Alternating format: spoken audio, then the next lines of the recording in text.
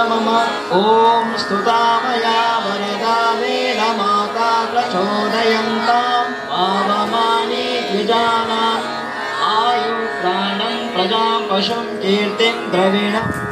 నీటి ధర్మంలో మొన్న మీకు ఆల్రెడీ చెప్పాను, గుర్తుందా? మ్యాక్సిమం చెప్పేసాను నీటి ధర్మం, మళ్ళీ ఒకసారి రివిజన్ చేస్తాను. నీటి ధర్మంలో మనిషిగా పుట్టిన ప్రతి ఒక్క వ్యక్తి కూడా, నీటి ధర్మంలో ముఖ్యమైన విషయం ఏంటంటే ప్రతి ఒక్క వ్యక్తి కూడా 3 నుంచి 4 లీటర్లు మినిమం అసలు టాప్ అంటే 3 లీటర్లు చాలు. ఋతువుతో సంబంధం అంటే ఋతువు అంటే వర్షాకాలం వచ్చిందనుకో నీళ్ళు తాగకుండా ఉండాల్సిన అవసరం లేదు, తాగాలి. ఋతువుతో అసలు సంబంధం లేదు. చలికాలం అసలు తాగరు, ఆడపిల్లలు ముఖ్యంగా. సో మీరందరూ దయచేసి తెలుసుకోవాల్సింది ఏంటంటే మనిషిగా పుట్టిన ప్రతి ఒక్క ఈ లోపల అనేకమైన ఫ్యాక్టరీస్ ఉన్నాయి. ఏమేమి ఉన్నాయి? గుండె ఉంది, ఒక ఫ్యాక్టరీ గుండె.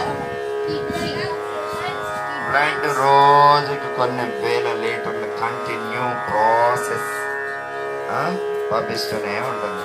కిడ్నీస్ ఉన్నాయి, కిడ్నీస్ స్టమక్ పని తిన్నప్పుడే కంటిన్యూ పని చేసేవి. లివర్